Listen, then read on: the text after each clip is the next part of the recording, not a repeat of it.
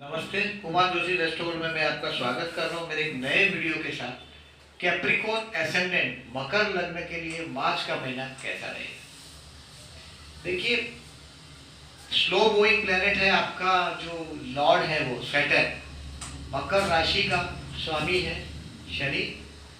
बहुत slow moving करता है, मतलब एक राशि में 2.5 साल रहता है। तो आपके प्रिडिक्शंस में भी जो है वो बहुत मेजर चेंजेस नहीं आते। मेजर चेंजेस मतलब आप बोल दो कि एक महीने का 5, 10, 15 टुकड़ा करके उसको एक्सप्लेन किया जाए तो it is very difficult, impossible है वो। क्योंकि आपके जीवन में जो भी होगा, घटनाएं जो भी होती है वो स्लो होती है। देखिए, मकर लग्न की बात किया है मैंने, कैप्रिकॉर्न एसेंडेंट शब्द का इस्तेमाल किया है। मैं आपको फिर से बताऊंगा कि आपकी कुंडली को देखने की कोशिश कीजिएगा, वहां बहुत सारी कुंडलियां होगी। लग्न कुंडली, चंद्र कुंडली, सूर्य कुंडली, नवमांश, त्रिशांश, ढेर सारी कुंडलियों में से सिर्फ लग्न कुंडली की बात मैं कर रहा हूँ। लग्न कुंडली में पहले घर में अगर 10 लिखा है, ये नॉर्थ इंडियन स्टाइल का बॉक्स है, साउथ इंडियन स्टाइल अलग होती है, बॉक्स टाइप होता है। पहला घर है, यहाँ 10 लिखा है, मतलब 10वीं राशि आपका लग्न है। यहाँ लग्न कुंडली लिखा होगा, उस कुंडली को देखिएगा। अगर आपका मकर लग्न है तो ही इसको वीडियो को देखिएगा। मकर राशि वाले अगर देखते हैं तो उनको पहली बात अपने लग्न को समझने की कोशिश करिए। अभी राशि का मतलब मकर राशि आप समझते हैं अपनी है, तो अपनी कुंडली को देख के देखिएगा, उसमें जहां चंद्र लिखा होगा वहां 10 लिखा होगा। ये इस तरह के, ये जब ऐसे वीडियोस आप देखते हैं तो इसके बेसिक कॉन्सेप्ट समझने की कोशिश कीजिए कि एस्ट्रोलॉजिस्ट क्या बोल रहा है, किस तरह से समझाने की कोशिश करता है। देखिए, ये महीने के लिए मैंने ऐसा एडिंग किया, positive changes in property. I can see some positive change in property. और कैप्रिकॉर्न एसेंडेंट के लिए देखिए, लग्नेश 12वां है, कहीं न कहीं से कुछ न कुछ गलतियों की संभावना अब भी है। अकेला रहना पड़ेगा, वो सिचुएशन 2020 तक में आएगा, बहुत बार आएगा, और भी ऐसा टाइम आएगा, क्योंकि 7th हाउस में ऑलरेडी राहु है। अपने स्पाउस, पत्नी के परिवार के स्थान में जो राहु है, वो राहु चेंज होके मिथुन में जा रहा है, यानी कि 7 मार्च को ये 6वें स्थान में जाएगा। आपके कर्मस्थान से कर्मस्थान में रहा हुआ राहु आपके काम धंधे के लिए अच्छा रिजल्ट देके अब वो 6th हाउस में जा रहा है, यानी कि शत्रु स्थान में जा रहा है। शत्रु स्थान में राहु अच्छा फल देता है, लेकिन बीमारी के मामले में अगर आपकी एक बीमारी हो तो हो सकता है कि दूसरे का इलाज होता हो, ये हो सकता है। तो ऑलवेज याद रखिएगा कि राहु की जब बीमारियां होती है तो वो ऐसी बीमारी देता है कि कंफ्यूजन होता है, डॉक्टर मिस ट्रीटमेंट होने के चांसेस होते हैं। ये ध्यान में रखिएगा। अगर आपको लगता है कि डॉक्टर की भी समझ में नहीं आ रहा है, बहुत टाइम तक ये बीमारी चल रही है, 7 मार्च से आने वाले 1.5 साल में ऐसा आएगा, तो आपको डॉक्टर बदल के सेकेंड ओपिनियन लेना है, क्योंकि ये राहु इल्यूजन, भ्रम निर्माण करता है। केतु आपके लग्न में है, अपने आप से असंतोष है। अभी 12th हाउस में केतु जा रहा है। 12th हाउस में केतु जाते ही लग्नेश के साथ युति कर रहा है। ये आने वाले दिनों में 1.5 साल में आध्यात्म की तरफ उन्नति करने वाला साल है, उसमें से पर्टिकुलरली पूरा 1 साल, क्योंकि ऑलरेडी वहां लग्नेश है। 12th हाउस आपका बहुत पावरफुल हुआ है। 12th हाउस के पावरफुल होने से आने वाले 1.5 साल में इनकम से एक्सपेंसेस बढ़ा ही है। और केतु 12वें स्थान में जाने से, ये मोक्ष मार्गी केतु है, अगर आपकी उम्र 50-55 से ज्यादा है और कैप्रिकॉर्न एसेंडेंट है तो आपका माइंड पूरा अध्यात्म हो जाएगा, क्योंकि केतु 12वें स्थान में मोक्ष मार्ग, मोक्ष देता है। मोक्ष का जो मालिक है वो केतु है, और वो ईश्वर के घर में आया है। This house of a God, यहाँ ईश्वर है, हमारा क्रिएटर है, हमारा सर्जन है, ये पंचम में है। हम जिसके सर्जन है वो 5 घर पीछे है, यानी कि ईश्वर हमारे 9वें स्थान में, पिता 10वें स्थान में, 9वें स्थान में ईश्वर है। और ये ईश्वर का घर 1, 2, 3, 4, वहां आया हुआ शनि और उसके साथ केतु आपको मोक्ष मार्ग की ख्यालात देगा। अभी ये 1.5 साल में आपको प्रॉपर्टी के पीछे जो दौड़ है वो खत्म हो जाएगी आपकी। और ये महीना आपके लिए positive changes, I can see some positive change in your property. अपने प्रॉपर्टी के मामले में कुछ ना कुछ पॉजिटिव चेंज होगा। और हो सकता है, देखिए, अगर आप स्टूडेंट हैं तो हो सकता है आपके फ्रेंड्स के ग्रुप में कुछ चेंजेस हो, क्योंकि 11वें स्थान में मैंने पॉजिटिव मूवमेंट देखा है। तो मैं ये सोचता हूँ कि अगर आप प्रॉपर्टी बेचने के चक्कर में है तो लग्नेश 12 में केयरफुल रहिएगा। आपके साथ 1 साल स्टिल 1 ईयर आपके साथ किसी भी प्रकार का धोखा हो सकता है। बर्थ प्लेस छोड़ के दूर जाने वाले का सिचुएशन तो आ ही गया है बहुतों को। मैंने कैप्रिकॉन्स को देखा है कर्मस्थान के गुरु में, यानी कि अक्टूबर के पहले 2018 की बात कर रहा हूँ। कर्मस्थान का गुरु अभी कर्मस्थान छोड़ चुका है आपका और 11th हाउस में चला गया, और ये 11th हाउस का गुरु आपको 11th हाउस से रिलेटेड प्रॉपर्टीज में कुछ ना कुछ पॉजिटिव चेंज देने की कोशिश करेगा। 25 फरवरी से 5 जुलाई में आपके चेंज प्रॉपर्टीज में कुछ ना कुछ मैं पॉजिटिव चेंज कर देख रहा हूँ। और केयरफुल रहिएगा इस प्रॉपर्टी खरीदते वक्त या बेचते वक्त। खरीद भी सकते हैं क्योंकि 11वां गुरु है, लेकिन इसमें बेचने के चांसेस मुझे ज्यादा दिखाई दे रहे हैं। ऑलरेडी आप टू मच एक्सपेंसेस में आप फंसे पड़े हैं, गलत डिसीजन से आप परेशान हैं। You should be very careful. आने वाला दिन में शनि की ताकत और बढ़ेगी और 1.5 साल के बाद यानी कि 1 साल के बाद शनि और 24 जनवरी 2020 तक धनु में है, 24 जनवरी को वो मकर में आ जाएगा। लग्नेश लग्न में आते ही कम से कम लग्न की जो नेगेटिविटियां है वो 100% कम हो जाएगी और वो शनि लग्न में आ जाएगा। आप इसको मान लीजिए कि वो शशय योग के फल की तरफ जाएगा, लेकिन शशय योग का फल वो उसकी शनि की कर्मस्थान पर आस्पेक्ट भी आएगी, तो काफी मेहनत का समय रहेगा। अपनों से देखिए, शनि का जो लग्न है ये अपनों से अलग करने वाला लग्न है, ध्यान में रखिएगा। इसकी ज्यादा फ्लावरी लग्न नहीं है, मेहनत कर्म प्रधान राशि शनि आपका लग्न है। काफी जीवन में आगे बढ़ने के लिए मेहनत करनी पड़ती है, काम काम काम काम आपको ढूंढते आता है। If you are under Capricorn मकर है, रोज सुबह उठ के सपना देखना आगे बढ़ने का, ये सब कैप्रिकॉन के पास जजमेंट है। लॉर्ड ऑफ द 10th, अगर आप कर्मेश देखिए तो शुक्र आपके लग्न में है। 24 फरवरी से 23 मार्च तक तो कर्मेश लग्न में है, यानी कि काम धंधे में जो कोई ट्रबल नहीं आ सकती, क्योंकि कर्मेश आपके लग्न में है। केंद्र का स्वामी त्रिकोण में है और योग कारक है शुक्र आपके लिए। केंद्र और त्रिकोण का स्वामी शुक्र है, केंद्र और त्रिकोण का स्वामी, त्रिकोण और ये केंद्र, उसका स्वामी आपके केंद्र त्रिकोण का स्वामी आपके लग्न में है। तो आपके लिए काम धंधे के लिए 23 मार्च तक बहुत बड़े मेजर इशू नहीं आ सकते। देखिए, कुछ भी काम करते हो आप इन्वेस्टमेंट का, बिजनेस का, तो अभी ये एक्सपांशन करने का टाइम नहीं है। स्टूडेंट्स के लिए ये साल अच्छा रहेगा, लेकिन मार्च महीने में काफी मेहनत करनी पड़ेगी, क्योंकि मार्च के 29 मार्च से 23 अप्रैल में आपका गुरु आगे बढ़ जाएगा, 12वें स्थान में चला जाएगा। 12वें स्थान में गुरु एजुकेशन का कारक है, संतान का कारक है। संतानों से भी विवाद दिलाएगा आपको, संतान भी आपकी ट्रबल में दिखाई देगी। एजुकेशन में भी आपको तकलीफ होगी, अगर जो आप स्टूडेंट हैं तो एजुकेशन में होगी। तो ध्यान रखिएगा, 29 मार्च से 23 अप्रैल में आपकी मेहनत डबल कीजिएगा ताकि रिजल्ट ठीक आए। पहली बात है कि 11वां गुरु है तो आपकी फिर से रेट्रो होके वापस वृश्चिक में आ जाएगा 23 अप्रैल से, और फिर 8-10 महीने का सफर की तरफ रवाना हो जाएगा।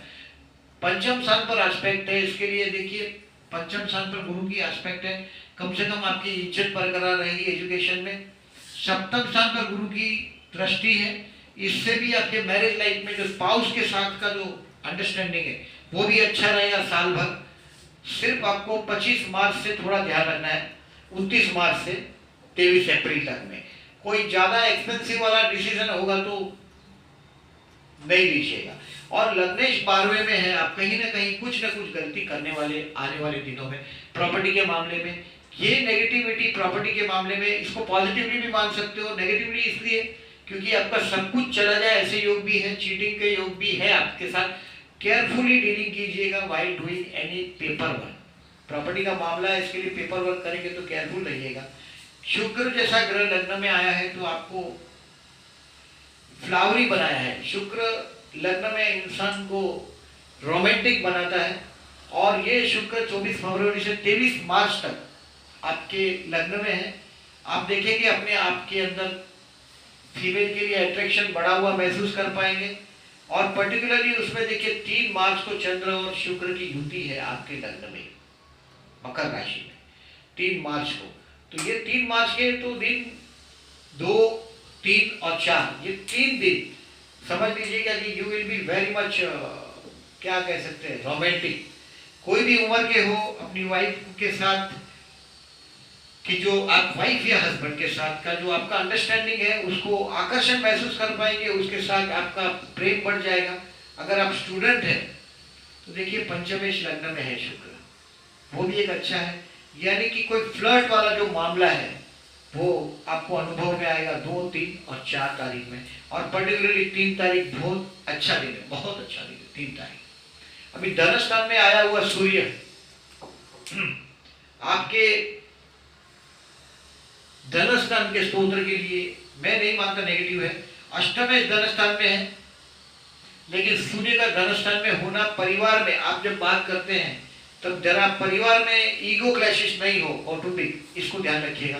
13 फरवरी से 14 मार्च तक, यानी कि मार्च महीने की बिगिनिंग में आपके कुंभ राशि का सूर्य है 13 फरवरी से 14 मार्च तक का। पारिवारिक आपकी वाणी पर कंट्रोल रखिएगा जिसकी वजह से इश्यू ना बन जाए। 15 मार्च से 13 अप्रैल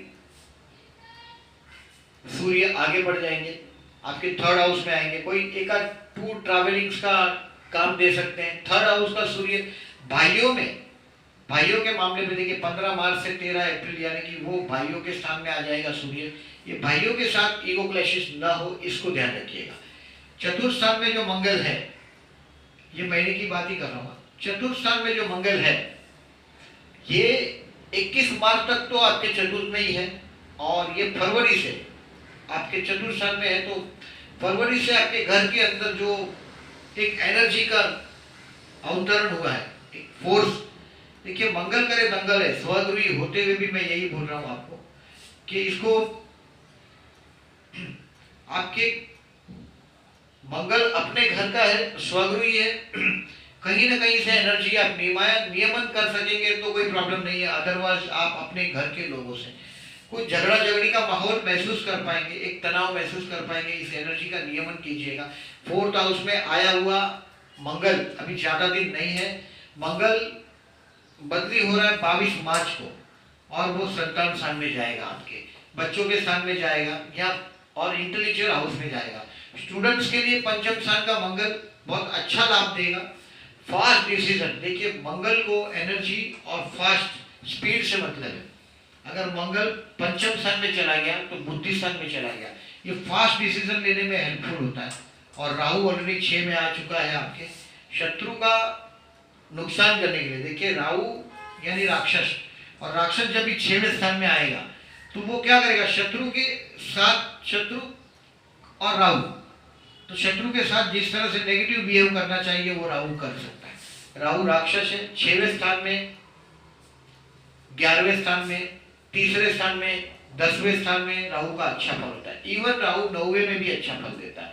आपके 6 में आ रहा है, 7th हाउस में जो स्पाउस के हाउस में था, मैरिज लाइफ के हाउस में, जो अच्छा नहीं था, 1.5 साल तक उसने जो मिसअंडरस्टैंडिंग किया है आपके वैवाहिक जीवन में, उस पर अभी रिलीफ देना शुरू कर जाएगा, 6th हाउस में चला जाएगा।